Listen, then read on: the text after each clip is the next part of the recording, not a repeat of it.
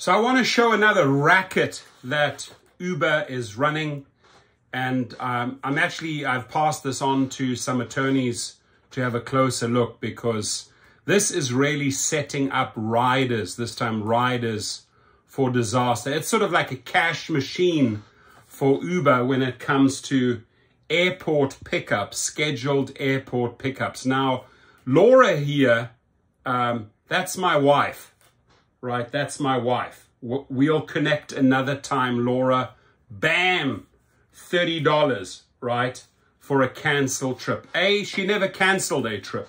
She never, ever canceled a trip. She scheduled a trip, put in her flight info, and she was showing me this, and I said, you know, flights, I know from private trips, you know, notoriously come late or come in early. How do you know that that driver is going to be there, right? When I say that driver, that was Jomar in a Toyota Highlander that canceled on her, right? So I understand, and I'm not faulting Jomar unless he's working the system, right? But you know, no one's expecting Jamar to stick around for 30 minutes on a scheduled trip. But what Uber automatically does is hit you $30.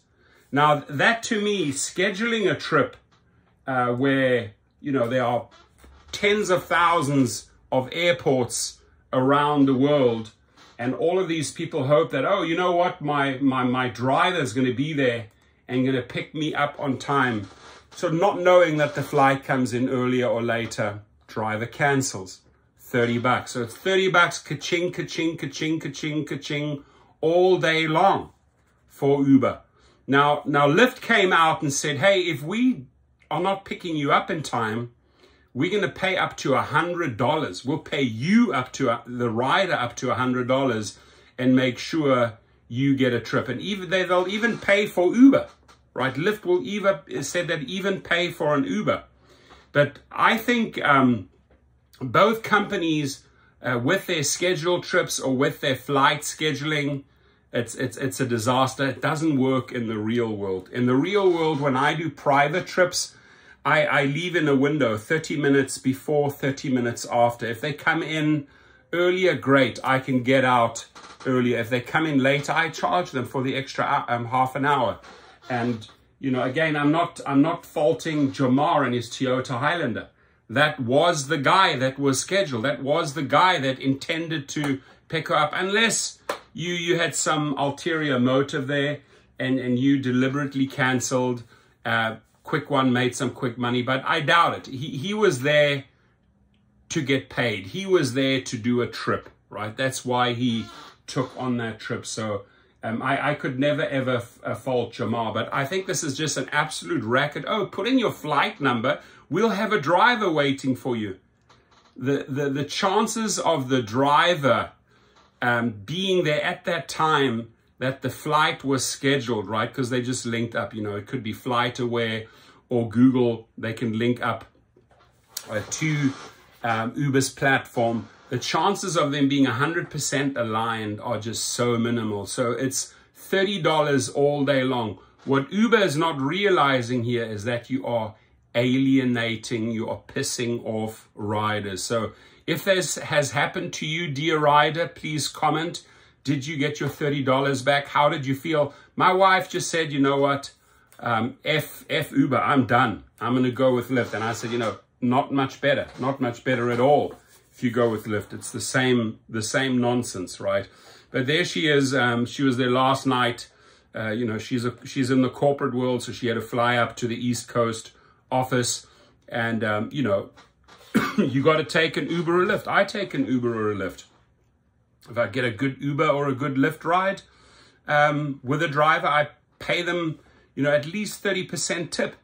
I want to support the drivers because I know that they're not getting the pay that they should be getting, right?